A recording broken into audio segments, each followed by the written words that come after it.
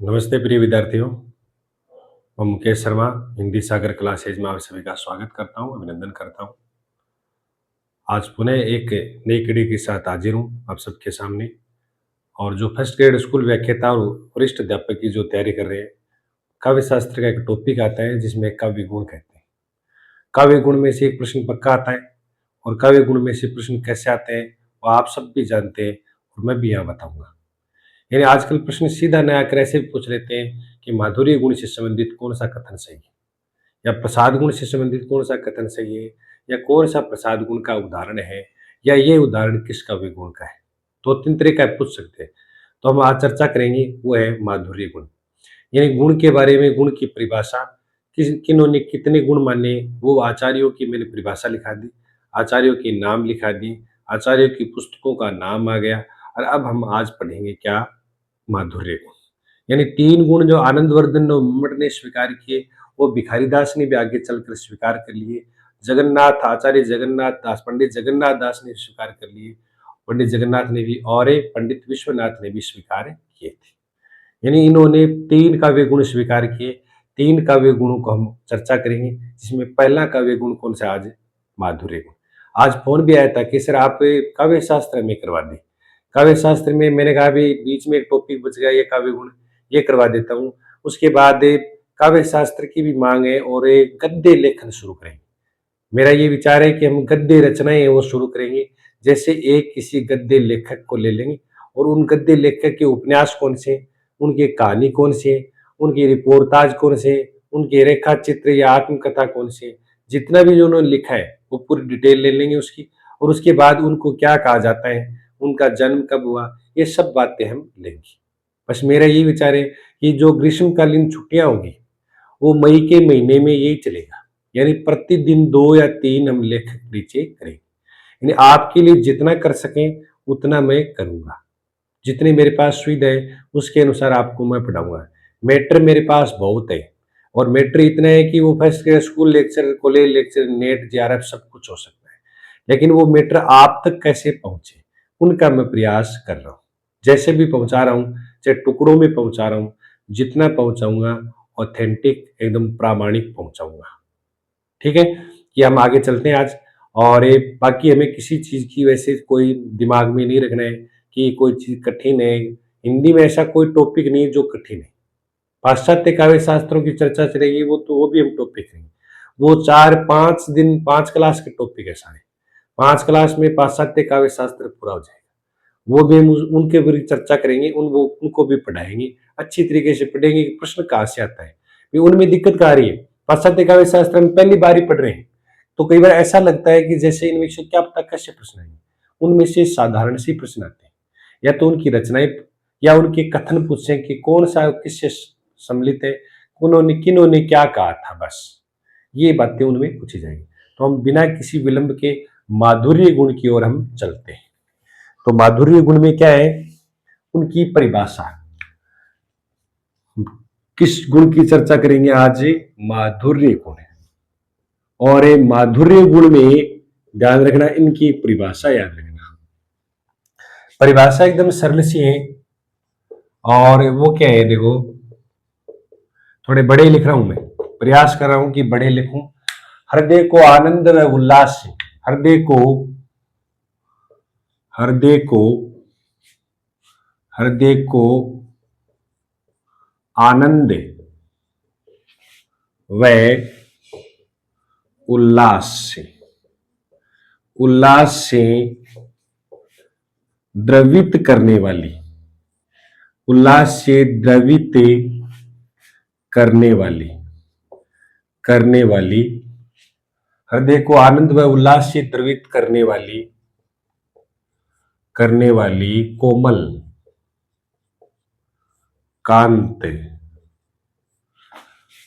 कांत पदावली से युक्त रचना को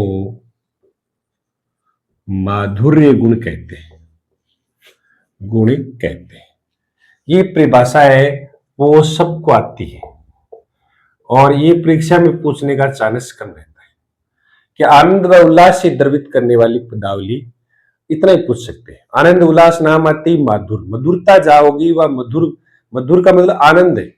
आनंद जहां आएगा जहां मधुरता रहेगी, भी मधुरता ही नहीं रहेगी, कर्कशता रहेगी, वहां आनंद नहीं आएगा। इतना ही बात याद रख लें। और फिर इनमें एक आचार्य का नाम है, उसकी हम चर्चा करेंगे। आचार्य पहला कौन सा है? आचार्य मम्मट। इसकी चर्चा करेंगे, आचार्य मम्मट की।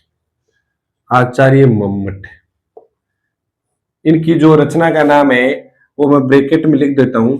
इसकी रचना का है काव्य, काव्य प्रकाश। इनकी रचना लिखी मैंने ब्रैकेट में, रचना का नाम क्या है? काव्य प्रकाश। मैंने कहा भी था कि मम्मी जब मारती है हाँ तो प्रकाश होता है, यानी रोशनी सी हो जाती है, तो काव्य प्रकाश यानी मम्मट, ऐसे याद रख लेना। और मम्मट ने क्या कहा है वो देखना है। इन्होंने संस्कृत में बात कही है, क्या कही है? आह्लादकत्व, आह्लादकत्व, माधुर्य, माधुर्य, श्रृंगारे या श्रृंगार, द्रुति कारणम। बस इतनी बात याद रखनी है। आह्लादकत्व, माधुर्य, क्या लिखना है इसमें? माधुर्य, श्रृंगार, द्रुति कारणम। नीचे वाली लाइन याद नहीं रखने की। आह्लादकत्व नाम आते क्या करना है? मम्मट। आपको देखो परीक्षा में ट्रिक याद रखनी है कि आह्लादकत्व नाम आ गया तो कहीं पर भी तो मम्मट करना है। आह्लादकत्व, माधुर्य, श्रृंगार, द्रुति कारणम। इन्होंने क्या कहा? अर्थात, अर्थात, अर्थात चित्त में, चित्त में, अर्थात चित्त में द्रुति, चित्त में द्रुति व आह्लाद, आह्लाद विशेष, आह्लाद विशेष का नाम ही माधुर्य गुण है। माधुर्य गुण है। एक बात तो ये। फिर इन्होंने एक बात कही है, क्या? इन्होंने क्या माना है? इनके अनुसार, ऐसे लिखो, इनके अनुसार, इनके कौन है? आचार्य मम्मट है। आचार्य मम्मट, आचार्य मम्मट के अनुसार, इनके अनुसार, अनुसार हास्य, इनके अनुसार श्रृंगार, श्रृंगार, हास्य, करुण, करुण, रस में विशेष आनंद, विशेष आनंद की अनुभूति होती है। अनुभूति होती है, ये इन्होंने स्वीकारा है। क्या होता है? इन्होंने कहा कि भी श्रृंगार, हास्य, करुण में, इन तीन से क्या होता है? आनंद की अनुभूति होती है। और जहां ये तीनों रस होते हैं वहां माधुर्य गुण होता है। और जहां माधुर्य गुण होता है तो इन तीनों में से किसी एक रस में होता है। तीनों में से कोई भी एक रस आ गया उनमें माधुर्य गुण। ये मम्मट के विचार थे। फिर आगे एक व्यक्ति और आया, एक आचार्य और आया जिसका नाम था आचार्य चिंतामणि। क्या आचार्य चिंतामणि ने क्या कहा? देखो, आचार्य चिंतामणि, आचार्य चिंतामणि ने कहा, इन्होंने कहा कि जो संयोग श्रृंगार में का, जो संयोग, जो संयोग श्रृंगार में सुखद दबावे चित्त, दबावे चित्त। बस इसकी इतनी बात याद रखनी है कि जो संयोग श्रृंगार में, दूसरी पंक्ति याद ही नहीं रखनी है, सुखद दबावे चित्त। इन्होंने फिर क्या कहा? अर्थात, अर्थात आगे उन्होंने स्पष्ट किया, अर्थात जो संयोग श्रृंगार में, जो संयोग श्रृंगार में सुख से, सुख के द्वारा या सुख से चित्त का मतलब होता है हृदय को दबा देता है। अर्थात दबाने का अर्थ क्या है? अर्थात पिघला देता है। कितनी अच्छी परिभाषा दी है देखो, पिघला देता है, उसे माधुर्य गुण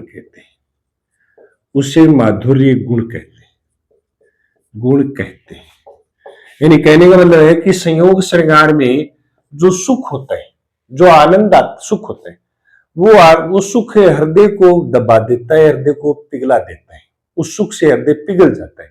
वहां कौन सा काव्य गुण होता है? माधुर्य गुण होता है। ये परिभाषा किसने दी है? आचार्य चिंतामणि। अब एक प्रसिद्ध आचार्य है जिनका नाम है आचार्य भिखारी दास। अगला कौन सा है? आचार्य भिखारी दास। इन्होंने कहा है कि अनुस्वारे ओ वर्ग युक्त सबे वर्ण एटे वर्ग, अक्षर जामे मृदु प्रेसो माधुर्य निसर्ग। इन्होंने कहा है कि अनुस्वार युक्त वर्ण कोई भी वर्ग का हो, लेकिन टे वर्ग को छोड़कर, टे वर्ग यानी टे वर्ग नहीं होना चाहिए। अक्षर जामे मृदु यानी ऐसे अक्षर जो मधुर और क्या हो? कोमल हो। वहां क्या होता है? माधुर्य निसर्ग यानी कौन सा गुण होता है? माधुर्य गुण होता है। ये किन्होंने कही है? आचार्य भिखारी दास। यानी इंपॉर्टेंट बात है कि आचार्य भिखारी दास की, जो आपको याद क्या रखना है भिखारी दास में, कि अनुस्वारे ओ वर्ग युक्त, इतनी बात याद रखनी। अनुस्वारे औ वर्ग युक्त। फिर ये देखो, अनुस्वार से याद रह जाएगा कि ये परिभाषा इंपॉर्टेंट है, क्योंकि परीक्षा की दृष्टि से भिखारी दास की परिभाषा है वो महत्वपूर्ण है काव्य गुण से। कौन से? माधुर्य गुण से संबंधित। चाहे वो माधुर्य गुण हो, चाहे आगे प्रसाद गुण, जो प्रसिद्ध परिभाषा ही आती है। और ये प्रसिद्ध परिभाषाएं लगभग एग्जाम में आती ही रहती है। इनको आप नोट जरूर करें। अनुस्वार वर्ग युक्त पूरे याद नहीं करें कि अनुस्वार औ वर्ग युक्त सबे वर्ण एटे वर्ग, यानी ऐसा वर्ण आए, अनुस्वार आए जिसमें कोई भी वर्ग का हो जाए, वर्ण आए अनुस्वार युक्त कोई भी वर्ग का वर्ण आए, लेकिन टे वर्ग को छोड़ना है, तो वह कौन सा गुण हो जाएगा? माधुर्य गुण। ये भिखारी दास की बात याद रखनी है। यानी हमने 3 आचार्यों की माधुर्य गुण से संबंधित परिभाषा याद की है, और ये तीनों ही परिभाषा इंपॉर्टेंट है। लास्ट वाली और ज्यादा इंपॉर्टेंट, ये परीक्षा में आती है। इनका आप एक बार देख लें, स्क्रीनशॉट लें, देखिए आप कैसे आती है। अनुस्वारे ओ वर्ग, ऊपर वाली याद रख लेना, नीचे वाली याद रखने की जरूरत नहीं है। अगर ऊपर वाली पंक्ति याद है फिर आप आराम से कर सकते हैं। ठीक है, इसका स्क्रीनशॉट ले लें। एक इसमें आचार्य, देखो आचार्य भरतमुनि ने क्या कहा है, ये लाइनें याद रखना। इन भरतमुनि ने तो कहा है कि माधुर्य गुण का अर्थ है श्रुति मधुरता। भरतमुनि ने क्या कहा? श्रुति मधुरता। और आचार्य दंडी ने क्या कहा? रसमेता, दंडी रस, दंडी रसमेता। और वामन ने क्या? उक्ति व चित्र। और मम्मट ने क्या कहा है इनमें? आह्लादकता। याद रह जाएगा। आचार्य भरतमुनि ने श्रुति मधुरता, आचार्य दंडी ने रसमेता, आचार्य वामन ने उक्ति वैचित्र्य, और आचार्य मम्मट ने क्या कहा है? आह्लादकता कहा है। ये चारों बातें याद रखना। आह्लादकता किसने कहा? मम्मट ने। दंडी ने रसमेता, भरतमुनि ने श्रुति मधुरता, और वामन ने उक्ति वैचित्र्य। ये चारों बातें माधुर्य गुण का अर्थ बताएं। ये 4 अर्थ बताए अलग अलग लोगों ने। ठीक है, तो माधुर्य गुण का अर्थ पूछे तो ये स्तरीय प्रश्न बनता है अगर आता है। बाकी इस पर इतना ध्यान नहीं देना है जितना ध्यान किस पर देना है? भिखारी दास की परिभाषा पर देना है। अब आगे हम पढ़ेंगे क्या कि डॉक्टर देवेंद्र नाथ शर्मा द्वारा माधुर्य गुण की क्या विशेषताएं बताई गई। डॉक्टर किसके द्वारा? डॉक्टर देवेंद्र नाथ शर्मा द्वारा। और हमने जो 3 काव्य गुण पढ़ रहे हैं ये आनंद वर्धन की देन है। मम्मट ने तो स्वीकार किया था, हम उसके आधार पर क्या पढ़ रहे हैं? 3 काव्य गुण ही पढ़ते हैं, 3 ही आते हैं। ठीक है, उसके बाद देव ने तो 2 और जोड़ दिए, भरतमुनि ने 10 माने, दंडी ने 10 माने, देव ने फिर और जोड़े, वो इतने नहीं है, 3 ही काव्य गुणों गए। माधुर्य गुण की चर्चा चली रही है। अब हम आगे डॉक्टर देवेंद्र शर्मा द्वारा माधुर्य गुण की क्या विशेषताएं वो हम पढ़े। माधुर्य गुण पर हम चर्चा कर रहे हैं, और माधुर्य गुण पर मैंने कहा भिखारी दास की एक तो परिभाषा, और एक किसमें माधुर्य गुण का अर्थ किसने क्या बताया है। आगे चल रहे हैं तो क्या है देखो कि देवेंद्र नाथ शर्मा है, इन्होंने एक विशेषता बताई, यही माधुर्य गुण की विशेषता है, ये इनकी विशेषता बताई, इनके द्वारा बताई गई है।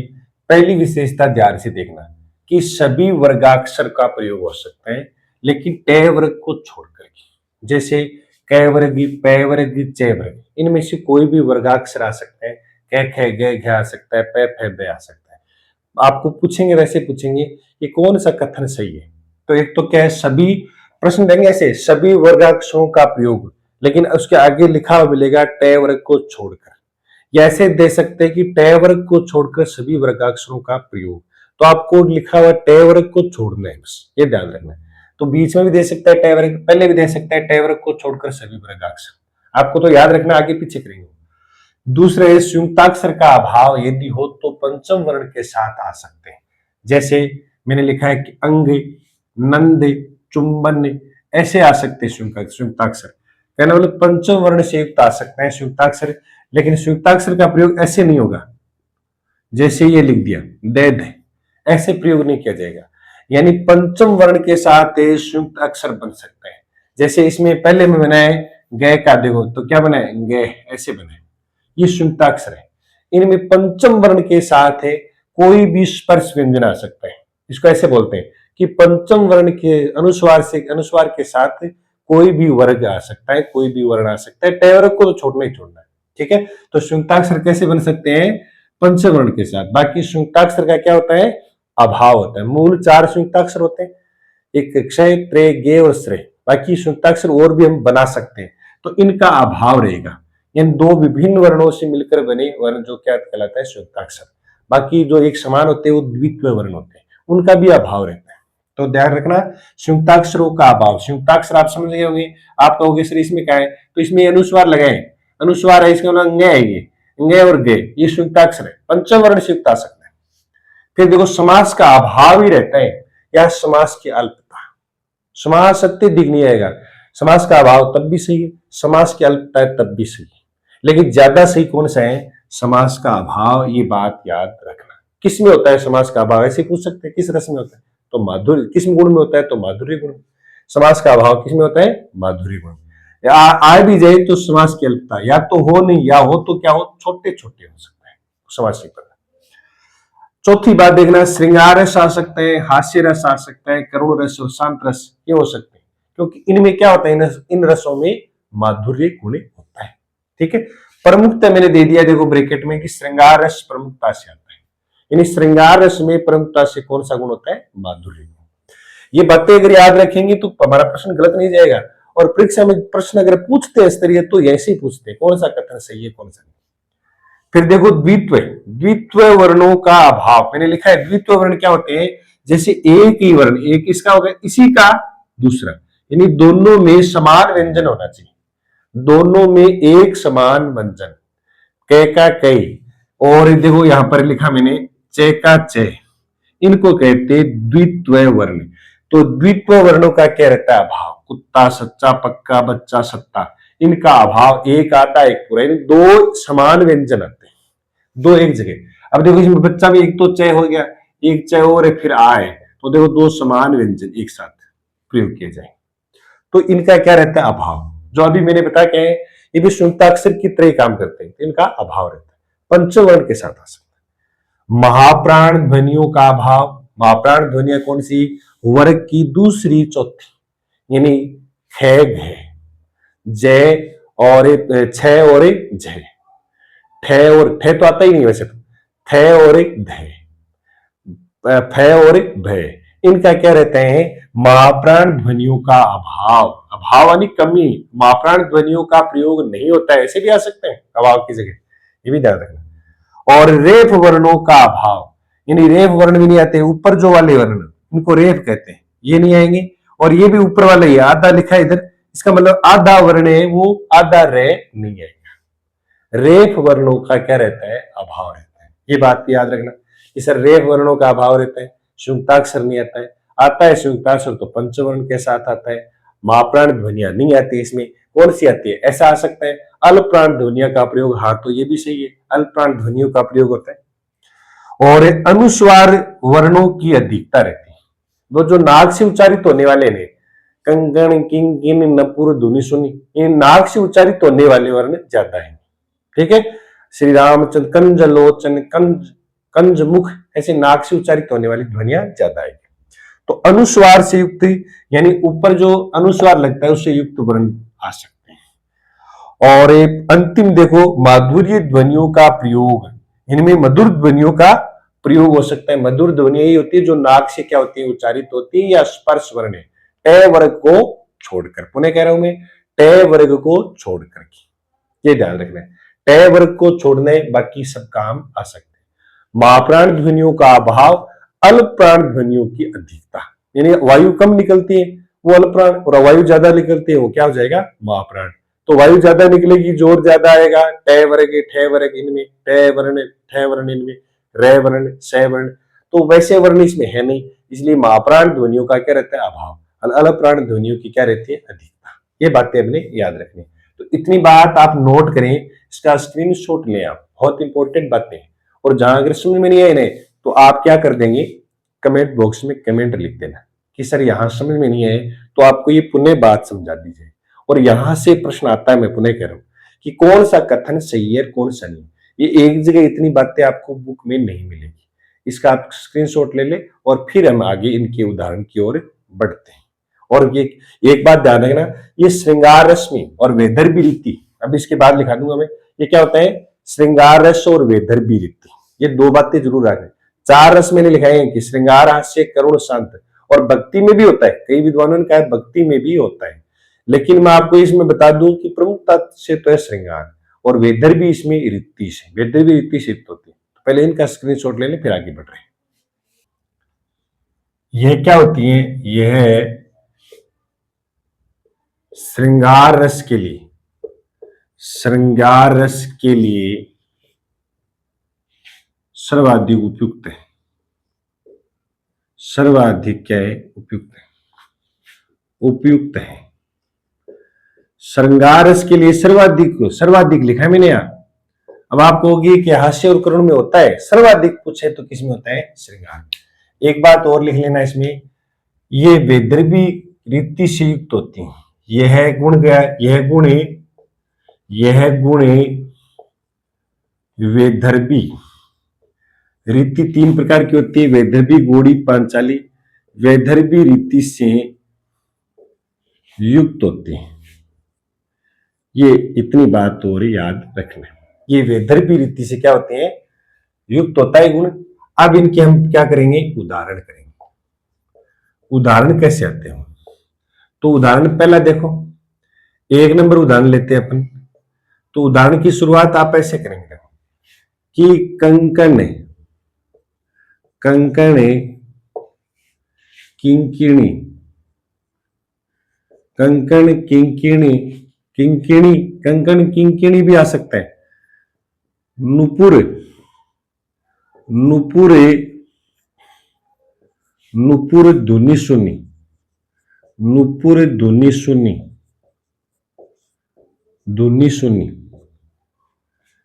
कहत लखन सम, कहते लखन सम, राम हृदय गुनी, राम हृदय गुनी, हृदय गुनी। ये एक इसका उदाहरण है। और भी उदाहरण पढ़ते हैं, इसकी क्या विशेषता है कि ये उदाहरण इसका है। देखो, कंकण किंकिणी, कंकण नाक से उच्चारित हो रहे हैं, और ऐसे नुपुर धुनि सुनी, नए से ज्यादा आ रहे। इसका मतलब ये है कि इनका उच्चारण करने से सुनने का मन करता है, पढ़ने से सुनने का मन करता है कि सुनते जाए, हृदय को पिघला रहे हैं। यानी ध्वनि हृदय को क्या कर रही है, पिघला रही है। दूसरा उदाहरण देखो, ये उदाहरण आता है, श्री राम, श्री रामचंद्र, श्री रामचंद्र कृपालु, भजमन, भजमन हरण, भजमन हरण, भव भय दारुण, भव भय दारुण, भव भय दारुण। नवकंज लोचन, देखो नवकंज, नवकंज लोचन, नवकंज लोचन, कंज मुख, कर कंज, पद कंजारुण, पद कंजारुण, कंजारुण। ऐसे उदाहरण याद कर देखो, नवकंज लोचन, कंज मुख, नवकंज पदे कंजारुण, कंदर्प अगणित नव नील नीरद सुंदरम, पटपीत मानव तड़ित रुचि सूचि नोमी जनक सुतावरम, सुतावरम। ऐसे अगर इसका उदाहरण पढ़ेंगे तो एक बड़ा यह आनंद की अनुभूति होती है। क्या हो रही है इसमें? आनंद की अनुभूति हो रही है। समझ लेना क्या है ये? माधुर्य गुण है। ठीक है, ये राम के जन्म के समय में राम का जब अवतार हुआ था उस समय उसके बाल्यकाल का उसका वर्णन किया गया, उसके जन्म का स्तुति गाई गई है ये तुलसीदास के द्वारा। तो ये तो दो तो उदाहरण ही हो गए। और भी उदाहरण होते हैं, जैसे बतरस लालच लाल की संयोग श्रृंगार का, मुरली दई लुकाए सोए कहे बहुनी हंसे देन कही नटी जाए। एक उदाहरण, कहत नटत रिजत खिजत मिलत खिलत लजियात, भरे भवन में करत है नैनन ही सो बात। एक ये भी इसी का उदाहरण है। और वर्दे वीणा वादिनी वर्दे, ठीक है, ये भी किसका है? इसका ही उदाहरण है। ठीक है, तो और उदाहरण मैं आपको लिखा रहा हूं, ये दो उदाहरण आप लिखें, इनका स्क्रीनशॉट जरूर ले लें। यानी कहने का मतलब है इनको पढ़ने से बड़ी आनंद की, और आप वैसे देखें तो इनको आप क्या कर लें? याद कर लें कि भाई ऐसे जब उदाहरण आएंगे, नाक से उच्चारण क वर्ण ज्यादा है, स्पर्श वर्ण ज्यादा आएंगे, ट वर्ग कम आएंगे, ट वर्ग न की बराबरी है, यानी ट वर्ग इनमें है ही नहीं। ट वर्ग आ सकता तो एक दो ट आ सकते हैं, बाकी नए वो नए के बराबरी है। बस इतना ही समझना। तो इसका स्क्रीनशॉट ले लें, फिर उदाहरण लिखाता हूं। तीसरा उदाहरण है माधुरी गुण का, वर्दे वीणा, देखो नए आ गया, वीणा वादिनी नए आ गया, वर्दे नव नए आ गया, नव गति नव लय ताल छंद नव नए छंद, ये देखो नवल कंठ नव जलद मंद्र रव। ऐसे कहने का मतलब है कि नाक से उच्चारित ध्वनि आ रही है और ये स्तुति गाई जा रही है। इसका मतलब इसमें भी क्या हो जाएगा? जैसे भक्ति जैसा भाव आ रहा है, तो भक्ति रस जो होता है नहीं, वो भी किस में आता है? माधुर्य गुण। यानी इनमें 5 रस याद रख लिया, श्रृंगार, करुण, शांत, हास्य और भक्ति। मुख्य कौन से होते हैं? श्रृंगार, ये ध्यान रखना। ठीक है, और ये भी कौन सा है? माधुर्य गुण का उदाहरण। चौथा देखो, मंद मंद मुरली बजावत अधर धरे, और मंद मंद निक्षो मधुबनते। ये भी कृष्ण की स्तुति, कृष्ण का वर्णन है। देखो मंद मंद शब्द है, समझ गए कि नाक से उच्चारित ध्वनि आएगी और सुनने में बड़ी मधुर लगती है, इसमें भी माधुर्य गुण है। फिर पांचवा देखो, बतरस लालच, ये श्रृंगार रस का है। गोपियां जब कृष्ण के पास थी तो वो कृष्ण की बांसुरी छुपा लेती है।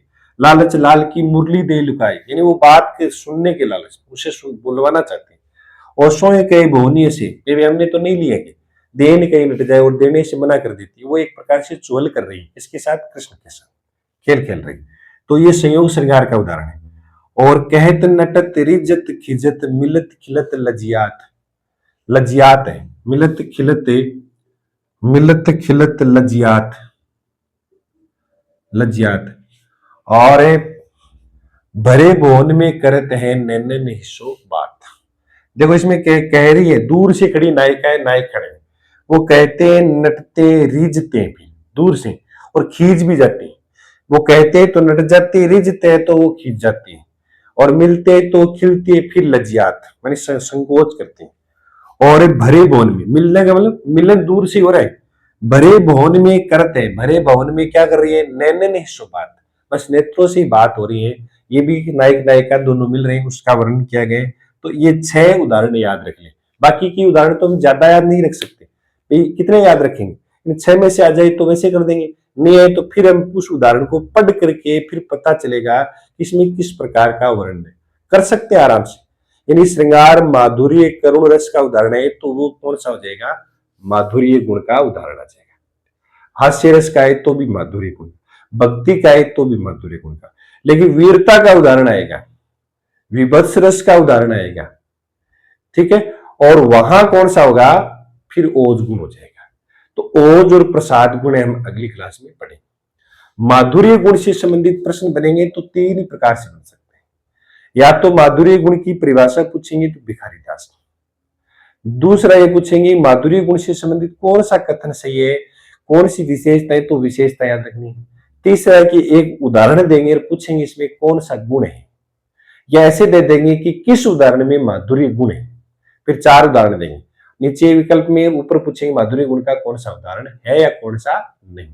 बस 3 ही तरीके से प्रश्न पूछ सकते हैं, इसके अलावा इसका कोई प्रश्न नहीं बनता है। हम आगे पढ़ेंगे ओज और प्रसाद। ये गुण आप पूरे पढ़ने के बाद हम फिर कहां चलेंगे, गद्य रचनाओं की ओर चलेंगे। मैं पुनः कह रहा हूं कि बच्चों का बार बार कह रहे हैं गद्य रचनाएं हम पढ़ेंगे, टुकड़ों में पढ़ेंगे। आप गद्य रचनाओं के लिए तैयार रहें और पढ़ेंगे बोर्ड से, पीडीएफ से नहीं पढ़ेंगे, बोर्ड से पढ़ेंगे तो ज्यादा समझ में आएगी। उस पर चर्चा करेंगे गद्य रचनाओं पर तो वो ज्यादा समझ में आएगी। और प्रयास ये रहेगा कि उन रचनाओं को क्रम में ही लगाई जाए, पहले कौन सी प्रकाशित हुई, बाद में कौन सी, बाद में कौन सी, यानी आरोही क्रम में लगाई जाएगी। तो दोनों तरीका हो जाएगा, एक तो एक जगह एक तरह की रचनाएं सारी रह जाएगी, एक क्रम भी याद रह जाएगा कि कौन सी कहानी कब, कौन सा उपन्यास कब, कौन सी आत्मकथा कब, तो वो भी याद रह जाएगा। बहुत मजबूती से तैयारी होगी, जितना करेंगे वो अच्छा करेंगे। बस मेरा कहने का मतलब यही है। तो आज ये क्लास देखना और लाइक शेयर करना, और आप कमेंट भी किया करो, बताना कि आपको क्लास कैसी लग रही है। आप कमेंट करोगे आपको क्लास कैसी लग रही है, मैं ये नहीं कहता है आप कमेंट कर दे कि सर ये चीज थोड़ी समझ में नहीं आई, ये समझ में नहीं आया, तो कोई दिक्कत नहीं, मैं उसको बुरा नहीं मानता। कभी समझ में नहीं आया तो वैसे बता दें, समझ में आ गया तो वैसे बता दें, ताकि मुझे ये लगे कि समझ में आ गया, फिर और आगे बढ़े, सही रहेगा। आज के लिए इतना ही है, आपने सुना, इसके लिए धन्यवाद। जय हिंद।